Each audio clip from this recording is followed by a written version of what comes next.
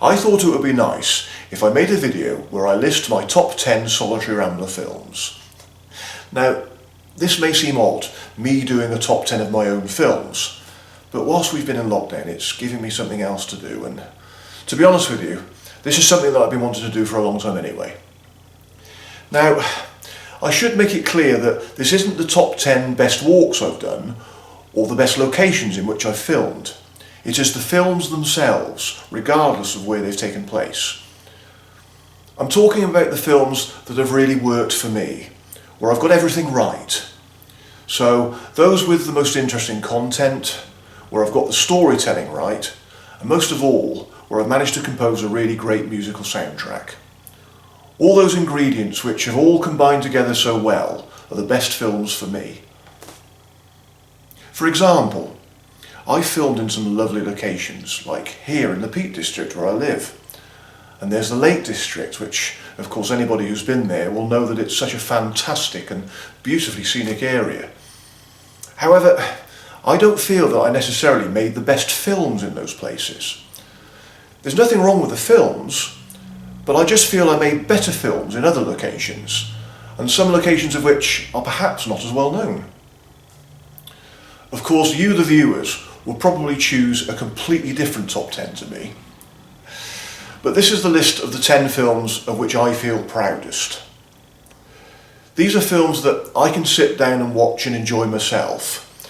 And if any new viewers to the series were to ask me which films I would recommend watching, these would be 10 I would select. So let's crack on then with number 10. Number 10. Seaside of Scarborough.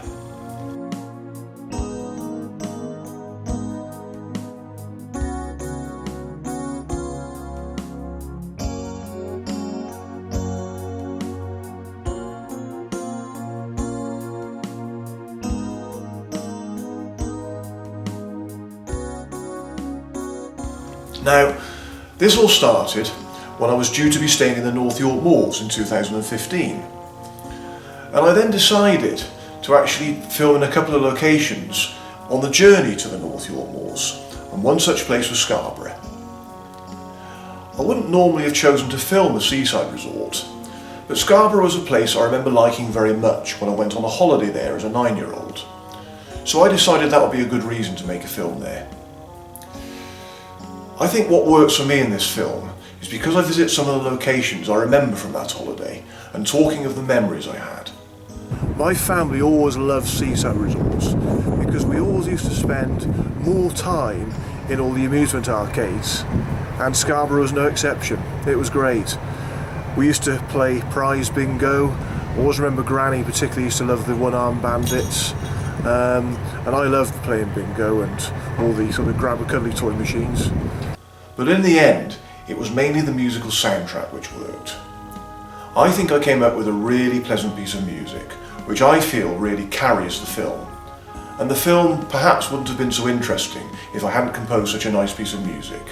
So I'm very proud of that soundtrack.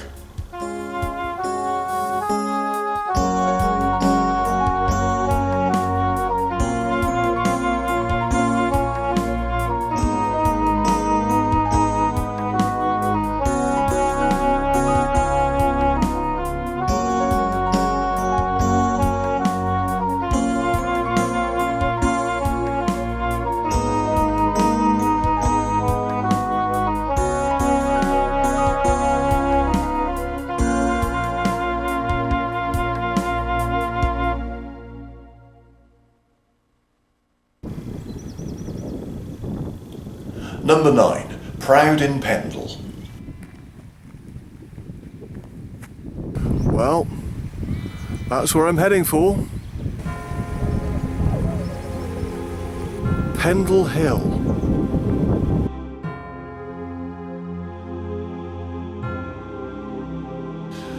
I first heard of Pendle Hill in 2014 when I was watching a film of a walk there on YouTube.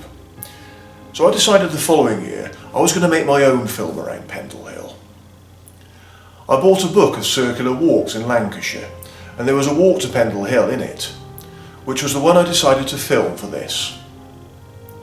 Proud in Pendle was actually the first of 3 films I would be shooting within the Forest of Bowland area of outstanding natural beauty, whilst I was staying in nearby Clitheroe. Proud in Pendle was without doubt the best of those 3 films for me. I was particularly pleased with my scenes of climbing Pendle Hill, as I feel I've really managed to capture just how steep the climb was.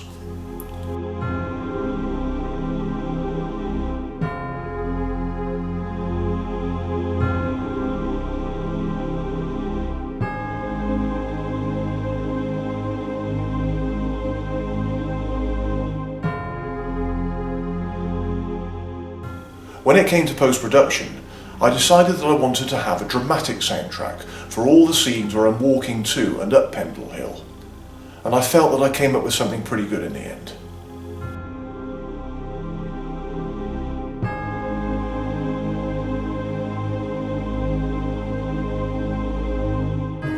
I also composed another theme for other parts of the film, which I felt was equally as good.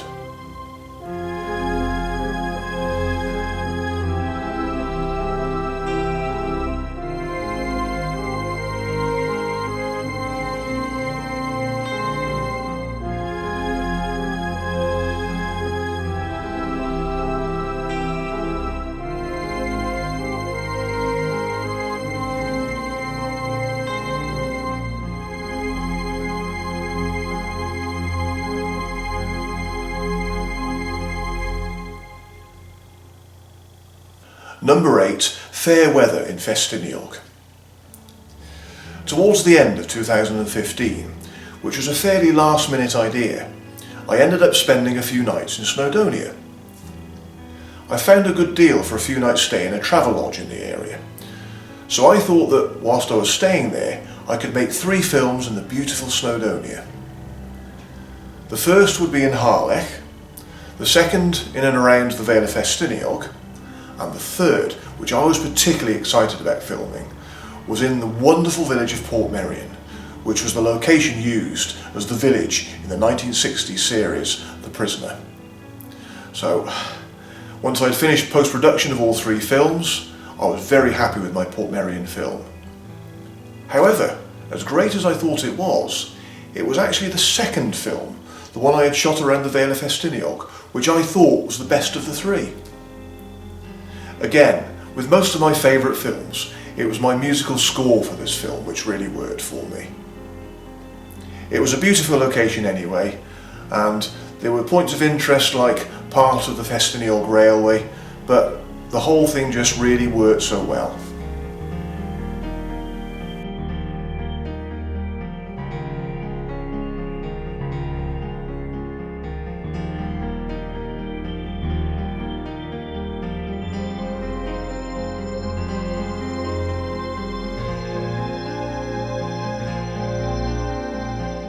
I'm going to take a chance and take my coat off, which hopefully I won't need for the rest of today's walk.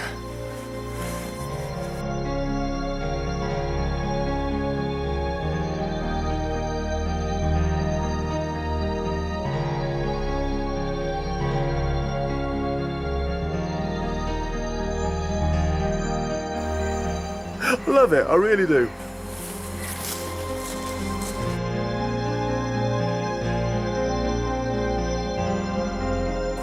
It's constantly marked with yellow tape.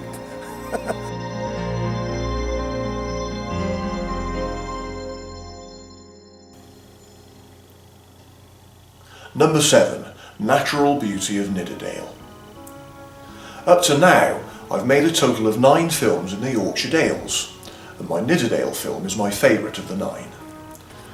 It's also the only one of those 9 films which doesn't take place within the boundaries of the Yorkshire Dales National Park. Now, towards the end of 2016, I decided I was going to make 2 films in Nidderdale. The first film was going to be of a walk around Brimham Rocks and Pateley Bridge, and the second film was going to be around Upper Nidderdale, which would include Howstein Gorge. However, by the time I had travelled to Nidderdale, I was feeling really rough with this cold, so I decided to just make 1 film instead. And the actual film I ended up making was more of a whistle-stop tour, which would avoid me having to do so much walking because I was feeling so rough. but by the time I'd edited the film, it just worked so well. And again, I think the main part of that is because I came up with a really nice musical soundtrack. I am really chuffed with the musical soundtrack I made for Nidderdale. So every time I listen to that, it just gives me a great sense of joy. And again, I feel the music is really what carries the whole film. This is Pateley Bridge.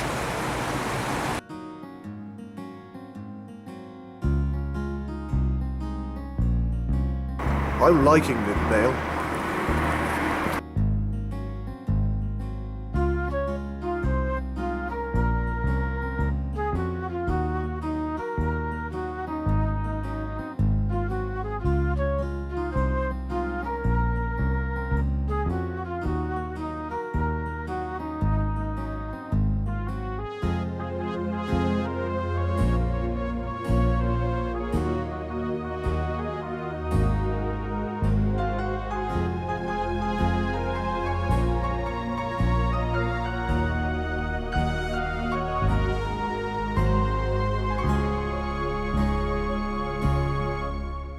It would be absolutely rude of me never to return again.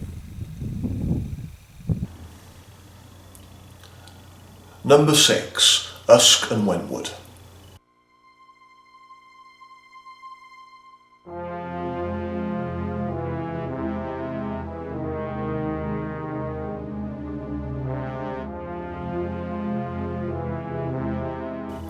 This was my 25th anniversary special, and I couldn't not have this in my top 10. Well, in all fairness, the film does work for me anyway, so that's why it's a favourite. It did everything I wanted it to do, and that was to celebrate 25 years of the Solitary Rambler. The very first film, way back in 1993, had been shot mainly in and around Wentwood in South Wales. So when I returned 25 years later to make Usk and Wentwood, I decided that Wentwood would be the main location for that film. Now I started off by shooting around the town of Usk. Now although Usk had not actually featured in any of my early films, I had mentioned it several times in my first film. So I thought by shooting around Usk in my 25th anniversary special, it would act as a kind of teaser for what was to follow. So of course the remainder of the film then took place in and around Wentwood. And I have to say, the day I was filming that was an absolute joy. I knew that I wanted to have flashback sequences in my finished film. So when it came to post-production, ironically, these scenes actually proved to be really problematic to edit. And I don't know what it was, whether it's because my computer didn't have enough memory to process it, but the rendering process took so long, and then there was always a fault after it had finished. So I had to keep going back and back and back and back to actually redo it again. But when I finally succeeded in getting it all done, it worked really well, because I had a scene superimposed within another scene. And they worked really well, I thought. So they were scenes that were from the very first film, because I wanted to have direct references to that first film in my 25th anniversary special. I also decided in post-production that I wanted to re-record the themes that I had made in that first film. So several of the themes that were made in the original film, I then re-recorded for Usk and Wentwood. The icing on the cake for me was on the day of filming, I decided just for the last couple of scenes, I wanted to dress up in the black gear that I used to wear in my earliest films, and particularly in the very first film, where I'd worn black jeans, black t-shirt, a black leather jacket and a black fedora. So I wanted to dress up like that again, just in the last scenes of Usk and Wentwood. Unfortunately, I didn't have my jacket anymore, but I thought, well, maybe I can pick one up cheap online somewhere, but I couldn't, and I just thought, I'm not prepared to spend a fortune on a leather jacket just to use it in a couple of scenes of a film and never wear it again. So I decided to just forget the jacket, but I did manage to find a fedora, so I picked up a cheap one online, which wasn't a great one, but it served its purpose, so I could wear it just in the last scene of Usk and Wentwood. So that's why Usk and Wentwood works so well for me, because it celebrates perfectly 25 years of the Solitary Rambler. For number 5, I'm cheating here if I'm totally honest, because I'm not selecting just one film. I'm selecting a group of films. That's because these are a group of films which follow one after the other, so they act as a kind of serial, like a mini-series if you like. And of course I'm talking about my Malvern Hills films of 2019. So for number 5 then, all my films shot in the Malvern Hills for 2019. They all work on their own, every film works in its own right, but I find if I watched all 6 one after the other, it just builds up so well because I start at the southern end of the Malverns, which of course is in the first film, around the quieter and gentler slopes of Chase End Hill, and then it just builds up over the 6 films.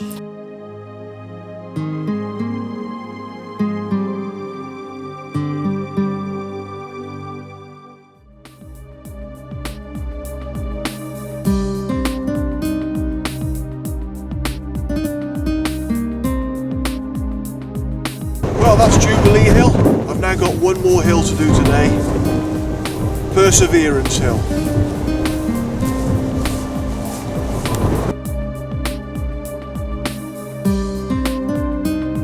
So by the time I get to the 6th and final film, I'm actually at the busiest and highest point on the Malverns, which of course is Worcestershire Beacon. So it just really works in that respect, and the theme I've created in those films works so well. I just love them. I just really love those films. So I can't say that, although I could probably say, oh yeah, I prefer Worcestershire Beacon film better than the one on Herefordshire Beacon. I don't know. They all work as a whole series. So that's why I'm going to select number 5, the whole of the Malvern Hills films in 2019. Well, I'm heading for Sugarloaf Hill first.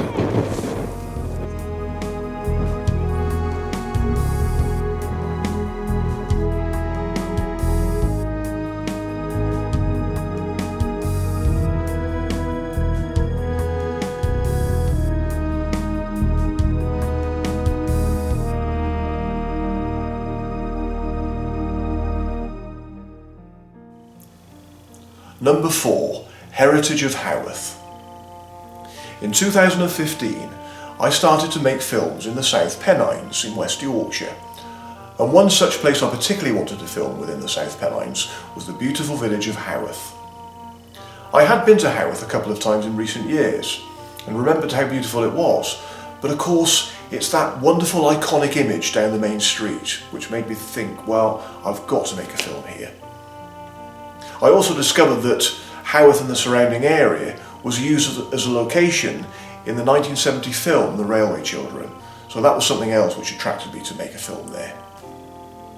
During my research I also discovered that there was actually a waymarked route called the Railway Children Walk, so I decided to film the Railway Children Walk in my Haworth film. It was wonderful, it really was, because I managed to shoot several scenes along the Keighley and Worth Valley Railway and shot some of the steam engines.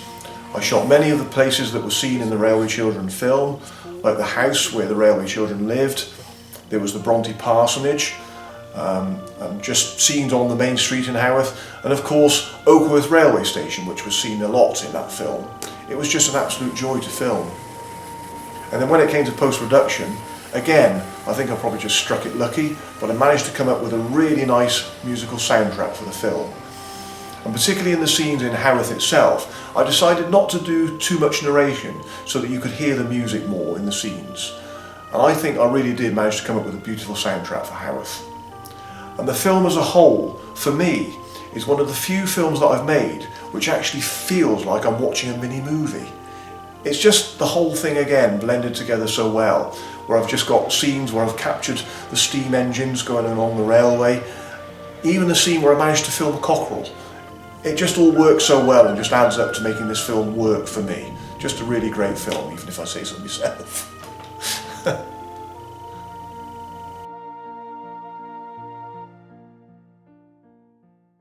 So, we are now down to my top 3. Number 3 then. I'm going to choose a film from 2018 again, which was the 25th anniversary year. I've already spoken about Usk and Wentwood, of course, the special film that year, but all the other films that year were shot in the Wye Valley and Forest of Dean, because that's where I had made some of my earliest films. So in 2018, I wanted to return to the Wye Valley and Forest of Dean and make new films in my current style of filmmaking. And it was absolutely lovely to go back to places like Chepstow, Tintern, Brockweir, St Brevels, Monmouth, Simmons Yat, and other places in the Forest of Dean itself like Cannock Ponds and Sudeley Ponds. Oh, it was wonderful. But ironically, my number 3 film is actually in a part of the Wye Valley that I've mainly not been to before. I'm certainly not as familiar with that part of the Wye Valley as I am the other parts where I've just mentioned. So for number 3 then, my film is Kings Capel, Sellac and Horwithy.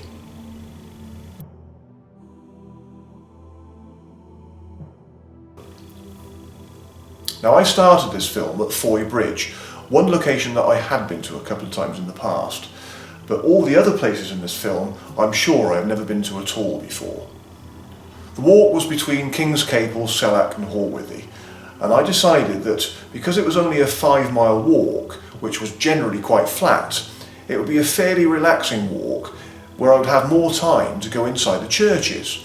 So for the first time I actually made a real point of going inside churches in this film, and I think that's what added to the more interesting content in this film.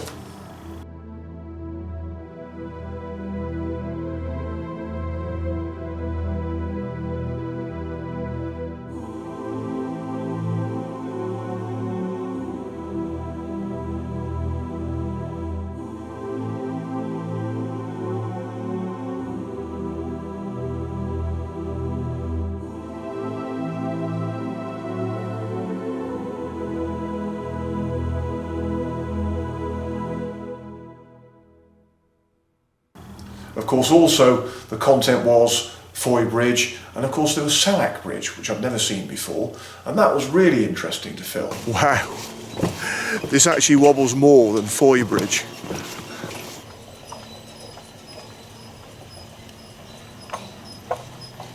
But I think what also makes this film for me is the fact that I feel that I've managed to convey in this film my enthusiasm for visiting a part of the Wye Valley that I've never seen before.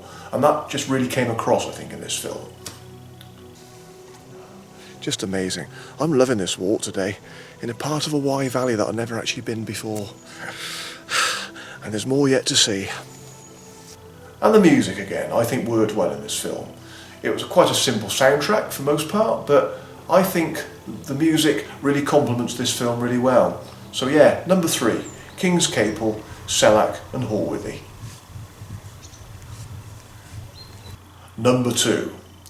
Now this film is another one that I shot in 2015, and it was that year, that was only the second year that I was actually making films that lasted no longer than 20 minutes. So I was still finding my feet with that format at that time.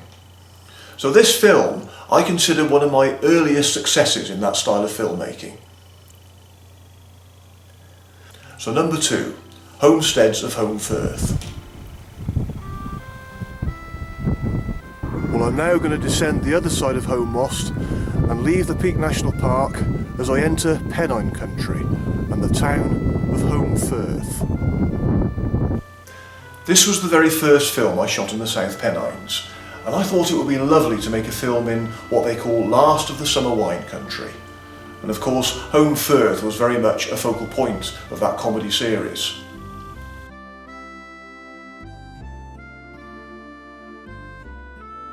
I knew if I was going to be making a film in Home Firth, I needed to film places like Sid's Calf and the home of Nora Batty, which is what I managed to do in that film.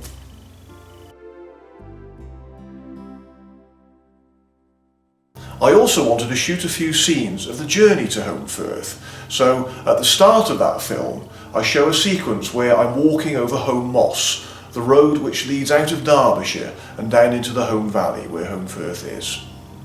So that led really nicely into my scenes around Home Firth. The film also features a circular walk of 5 miles around some of the most beautiful countryside which really showcases the last of the summer wine countryside. So I walked around some of those lovely tracks with the dry stone walls, and I went to places like Upper Thong and Home Bridge, and when I came to edit the film, I think I came up with a lovely soundtrack again which really complements this film.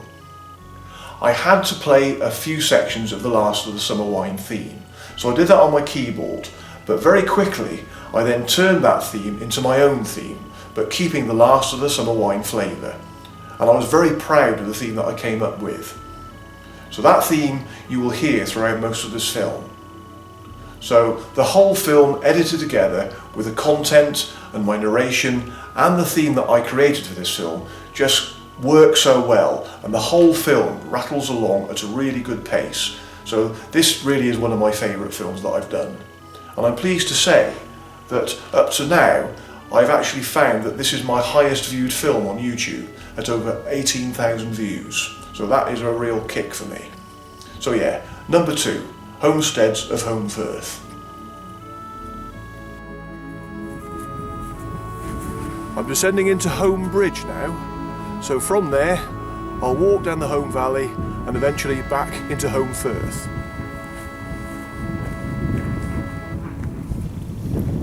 So here we are, down to my number 1. For me, there was never any doubt as to what my number 1 was going to be.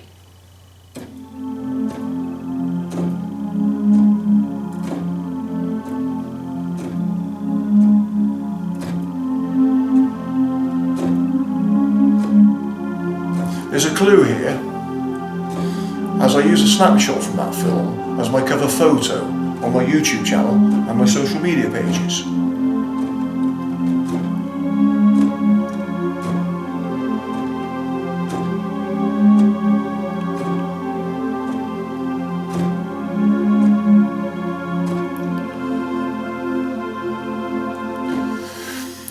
The making of this film actually started after somebody had made a comment on my Pendle Hill film in 2015.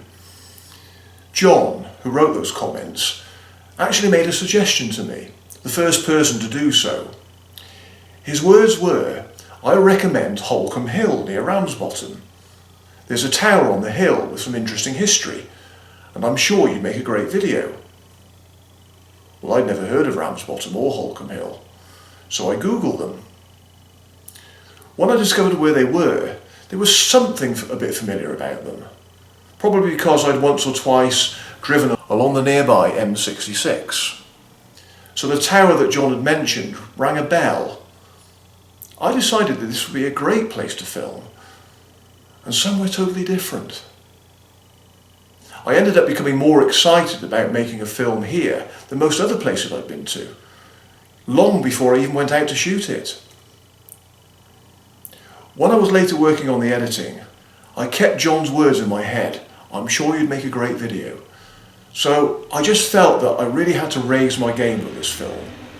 And somehow, I think I managed to do just that. So, number 1, Hilltop of Holcombe. This film just works right from the opening shots, where we see a few establishing shots of the Peel Tower with the accompanying music.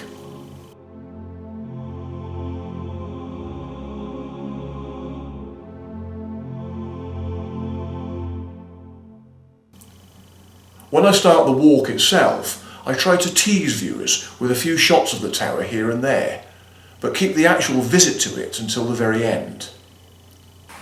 And the walk all revolves around that.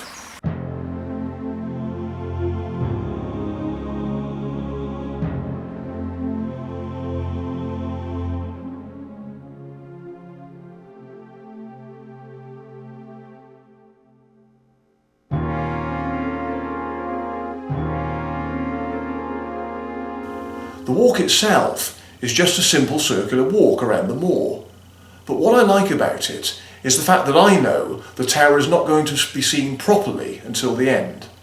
So hopefully that acts as a kind of hook throughout the film.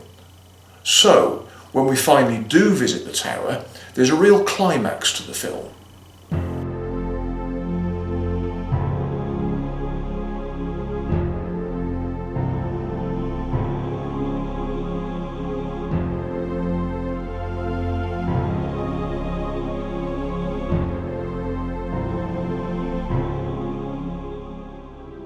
What I also like about the film is when I'm walking across the moor and you can just see the top of the tower sticking over the hills as I slowly make my way towards it. However, even in this film, I still managed to cut my lines up. This looks a really interesting place to come to, and I'm really glad I have to. And my rucksack strap is twisted in several scenes, which I didn't notice until I played back all the footage after filming. I don't wish to sound arrogant by claiming that I've ever once made a perfect film, but this is the closest to perfect that I feel I've got. Everything just works so well in this film. The music, the content and the storytelling. So yes, as John had said, I'm sure you'd make a great video. I believe I succeeded. I think it's my finest piece of work.